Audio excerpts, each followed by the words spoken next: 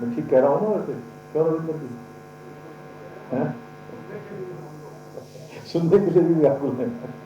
और ये वैसे ही हो जाता है जैसे कोई टेलीविजन पर कोई बहुत बढ़िया धारावाहिक आने वाला हो ना, उससे पहले ऐड आ जाएगा। ये कवि सम्मेलन है तो आज जो है, तो हास्य विनोद थोड़ा होना ही चाहिए।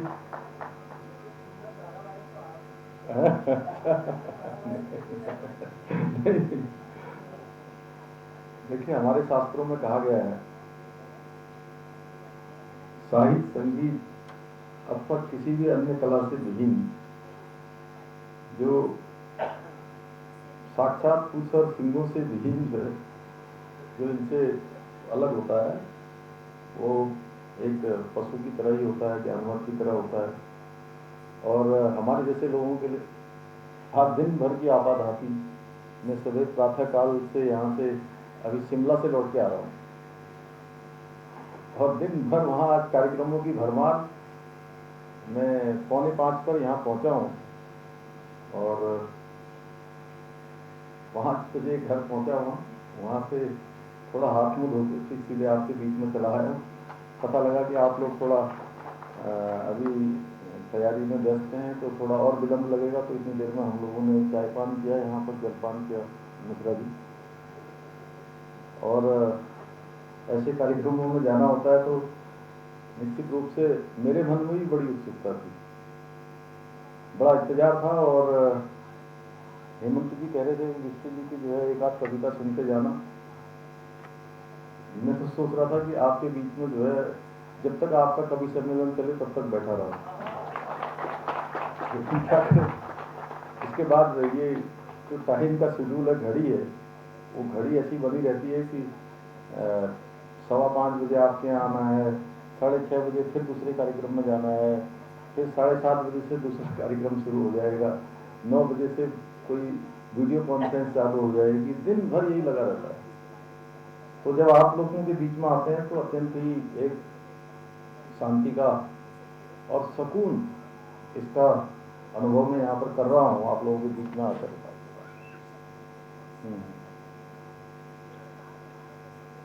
आपको यह बताते हुए मुझे हर्ष का अनुभव हो रहा है कि मैं भी अपने कॉलेज के दिनों में थोड़ा बहुत टूटा फूटा जो है लिख लिया करता था, और कुछ हो लास्ट में उन दिनों कुछ काव्य पढ़ने का भी शौक था, जयशंकर प्रसाद जी का, मैथिली शरण गुप्त जी का, रामधारी सिंह दिनकर जी का, और हरिवंश राय बच्चन जी की मधुशाला उन्होंने लिखी थी। तो अब पढ़ने का समय तो मिल नहीं पाता है, परंतु अभी भी जो है पढ़ने का जो शौक है वो बरकरार है। मौका मिलते ही कुछ न कुछ पढ़ने का मैं प्रयास करता हूँ। अभी मैं हिमाचल से जब आ रहा था तो वहाँ एक व्यक्ति बोला मुझसे कि मैं आपको जानता हूँ, आप उत्तराखंड देवभूमि के हैं, वहाँ के आप मुख्यमंत्री हैं। मैंने कहा हाँ, तो आप उत्तराखंड आए हो क्या कभी? तो उसने कहा कि नहीं, मैं उत्तराखंड तो नहीं आया, लेकिन उत्तराखंड भी हिमाचल जैसा ही है, वहाँ के लोग भी हमारे जैसे ही सीधे साधे होते हैं, यानी कि जैसे हिमाचल वाले सीधे साधे हैं, वैसे ही उसने कहा कि उत्तराखंड के लोग भी सीधे साधे होते हैं। उस बात से मुझे बड़ा उसने प्रभावित किया कि उत्तराखंड के लोगों को अभी भी सीधा साधा समझा जाता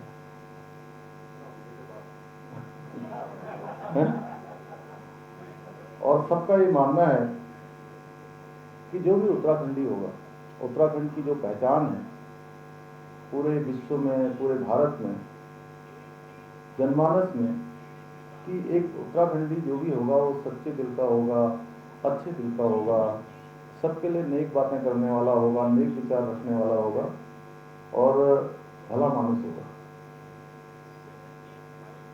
और मेरा ये मानना है कि जो भला मानुस होगा, जो भला मानुस होगा, जिसका दिल साफ होगा, जिसके दिल में करुणा होगी,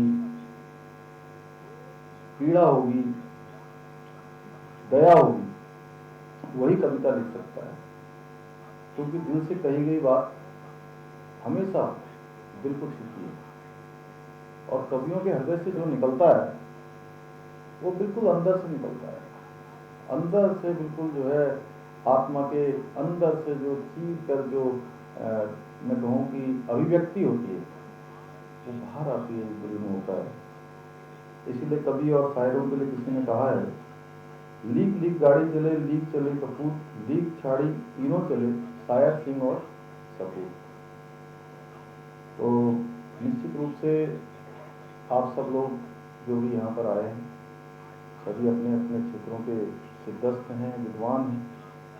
मैं आप सबको बहुत अपनी तरफ से बधाई देता हूँ, शुभकामनाएं देता हूँ। और कल हमारा राज्य ठीक 22 साल के पूरा हो जाएगा, और 22 सालों में बहुत सारी चीज़ों में हम लोग आगे बढ़े हैं।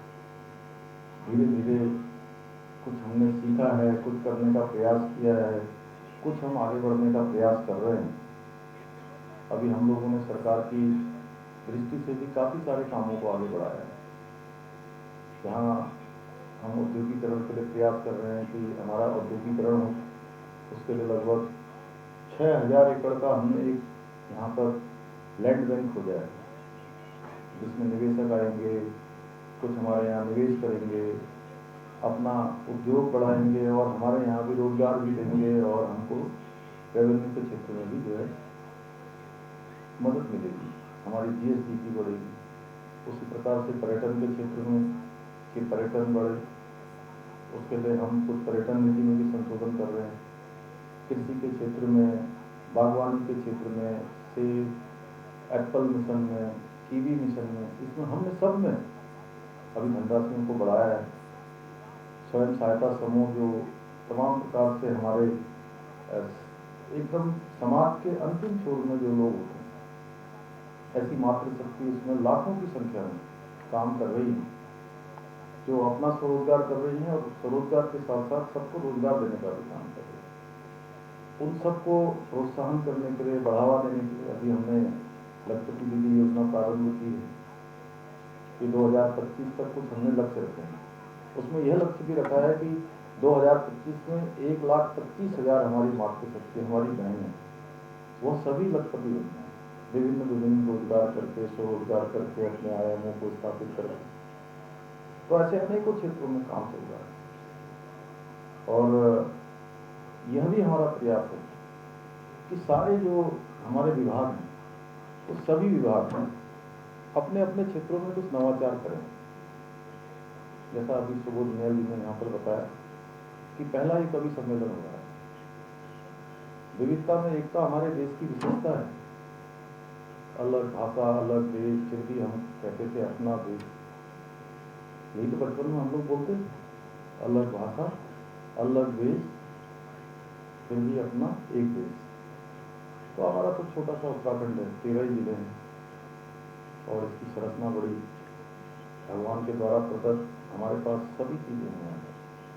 अभी पिछले दिनों आपने देखा होगा, हमारे देश के प्रधानमंत्री जी ने माणा गांव से एक अपील करी थी, जहां उन्होंने केदारनाथ के लिए रोपवे और हेमकुंड साहब जाने के लिए रोपवे दोनों का जो है उन्होंने शिलान्यास किया था। उसी दिन उन्होंने एक अपील भी करी। मैं कविवर लोगों से भी ये अनुरोध करूंगा कि इस अपील को जरूर हमें आगे बढ़ाना चाहिए किसी न किसी माध्यम से, क्योंकि आप लोगों की अभिव्यक्ति ऐसी है कि आप जो भी कहते हैं लोगों के मन में बैठता है, क्योंकि आप साफ हृदय से बोलते हैं। उन्होंने कहा कि हम जब कोई धार्मिक यात्रा करें, कोई भी यात्रा करें, तो उस यात्रा में हम अपना जो 5% धनराशि, कुल खर्च होने वाली यात्रा का 5% धनराशि वोकल फॉर लोकल, यानी कि जो स्थानीय उत्पाद बनाने वाले हैं, हथकरघा के उत्पाद हैं, कोई अन्य उत्पाद हैं, एक से एक अच्छे उत्पाद आजकल जो हमारे स्वयं सहायता या स्थानीय स्तर पर काम करने वाले बनाते हैं, उनसे अगर हम 5% की धनराशि खर्च करके उनके उत्पादों को खरीदेंगे तो बहुत बड़ी मदद जो उत्पाद बनाने वाले हैं, काम करने वाले हैं, उनका